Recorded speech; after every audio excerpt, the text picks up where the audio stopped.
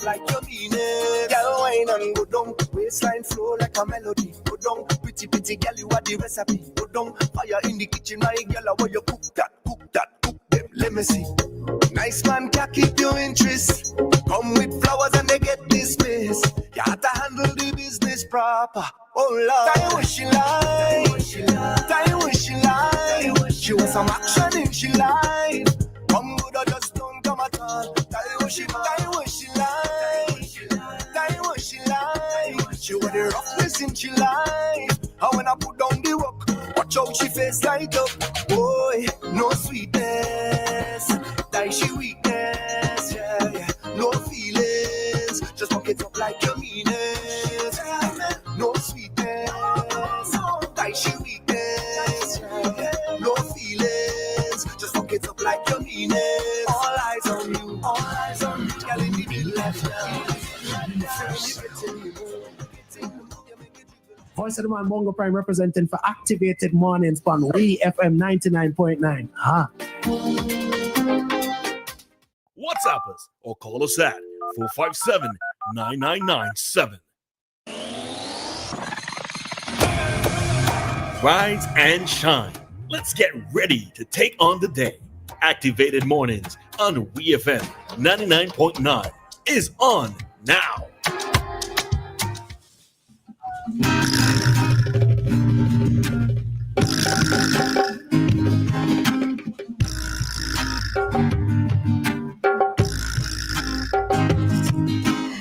All righty, it is Monday morning, the 17th of November, and we are back with you for another Activated Mornings program here on WEFM. I should have done like Lorraine and do that runaway. Actually, I couldn't do a runaway because anyway, things happened. All right, but yes, back with you for another day. Another blessed week. So good morning to Dianna and good morning to Nicole. Morning, Roleza. Morning, Nicole. Morning, everybody. I hope you're all feeling great this morning. Good morning, everyone. I hope all you had a good weekend. And I hope rest was prioritized as I asked or I suggested. It wasn't possible at all for me this weekend, but yeah. Oh, that's okay. And I know it is the season for you, Roleza. So gotcha. Yes, ma'am. All righty. So, yes, we are here with you and we are going to get going with our day. All right, so before I do get into the meat of our discussion this morning, I just want to extend condolences to the family and friends of Mr. Alex Bergen. He passed away on Saturday morning. And Dianna, I'm not sure if you remember him, but we did right. So at the end of July, I think it was the 31st of July last year, we conducted an interview with him where during that interview, he was a cancer survivor. And unfortunately, he succumbed to it over the weekend. So it was difficult to have to hear that, especially given that he was so young. And before coming down with the illness, he was a prime example of a model of being fit, right? Of being completely fit. But cancer does not discriminate. It doesn't discriminate based on physique. It doesn't discriminate based on age, sex, and everything else that goes along with it. All right. So it was difficult to have to hear that news on Saturday morning. So I am extending my condolences to his mother, Joyce Bergen, his brother, Andrew, his aunts and uncles, Marcel, Elliot, Aubrey. Those are the ones that I know. I'm not sure if there are others, but the Bergen family of New Montrose. All right. So my deepest and sincerest condolences to everyone affected at this time.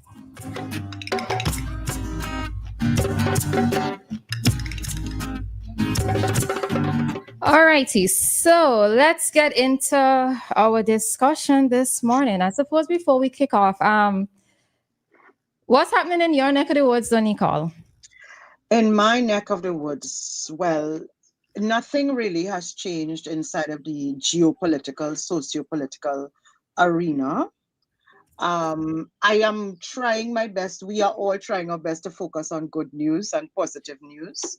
However, the latest we are seeing, and I'm going to say it because it affects us and it changes a lot of dynamics for us. The latest we're seeing is that the President of the United States of America is saying that the Mr. Maduro wants to speak, and so he's going to give Mr. Maduro an ear.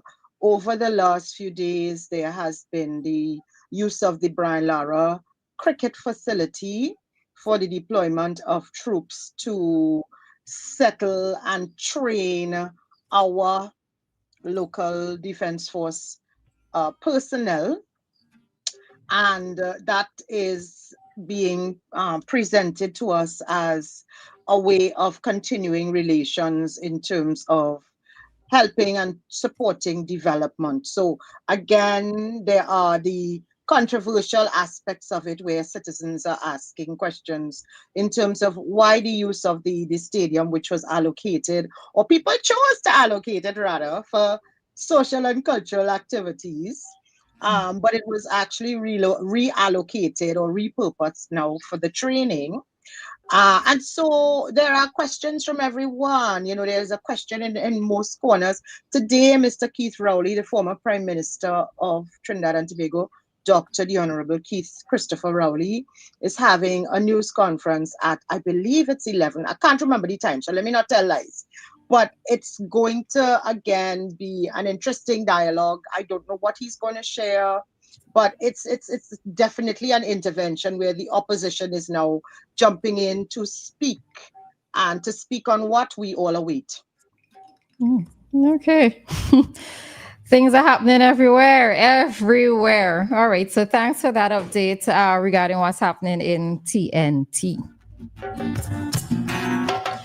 And on the home front, we know that it's election season. Praise Jesus. It is going to be, you know, I keep saying, or I keep wanting to say that it's going to end the next week, but we know how it is in Vinci. But in any event, election day is next week, Thursday. All right. So things are in high gear. Things are moving. Things are progressing. Rallies are happening. I only got to look at part of the NDP's rally, the tail end of NDP's rally on Saturday night, but they really did have a massive turnout. And I'm wondering if this is on account of who the artist was who was performing, which was Idonia, but they had a significant turnout. Now, ULP also did have a rally last night as well, where they launched their manifesto. So we see that things are happening, and the NDP is also going to have their manifesto launch this week as well. So things are happening, things are in high gear, and just to note a few things coming out. So the ULP launched their manifesto. Please note that it is available online, so you don't necessarily need to have a physical copy of it. Sometimes I do think that the physical copies, they just become ornaments on people's coffee tables, if they even reach so far as a coffee table sometimes, right? Because, we will talk a little bit about paraphernalia, etc., in that segment when Doc comes on. But so the ULP has launched a manifesto. I'm reading this from One News St. Vincent. It's 108 pages.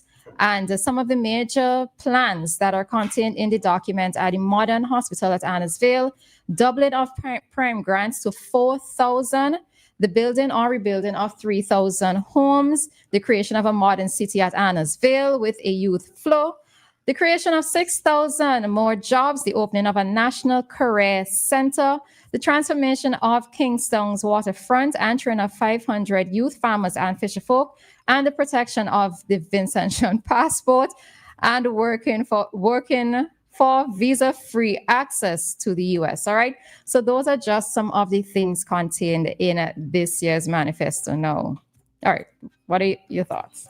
Don't really have anything on it, really. I see they have the 20 transformative pledges there. I like the online effect. I like how they have it laid out. I mean, it's easy to read and easy on the eyes, I think. And I like when you turn the page, you get that actual turn in the page effect. The sound as well. Yes, that's something that I actually liked. I don't really read too much into plans from political parties. I'm, kind of treat them the same I would treat somebody who wants to be with me. Don't just tell me. I'll wait and see. I'll watch and see what you do. You could always talk. It's cool to talk, but I'd rather see things in real life and see them happen. So. All right. Well, some of the things we did see before, we've heard talk about the modern hospital is actually on the way. The prime grant in this case, they say that they're doubling it. We've heard talk about the modern city at Annisville. But I think sometimes when I hear about the modern city at Annisville, it's almost like it's going to be, like how you unveil a brand new building. I think the modern city at Annisville is already happening. It's just that it's happening in a staggered effect. It's happening through the work of the private sector, but it is happening already. So I'm always curious when I see the modern city at Annisville. But anyway, okay, so I see somebody has been trying to call for a while. Let's take this call. Hi, caller. Good morning. Good morning, everybody. Morning. Nicole. Nicole? Good morning.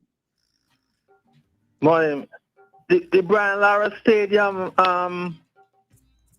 the promoters wanted to use that for carnival events coming up. And the government said you can't shut that one out because they say noise. I think they say there's going to be noise in the area. So that's why they stopped it. But now with the training, that's still going to be noise. All right, you're shaking your head, Nicole. He can't hear. Hello? He can't see you. Can you hear me?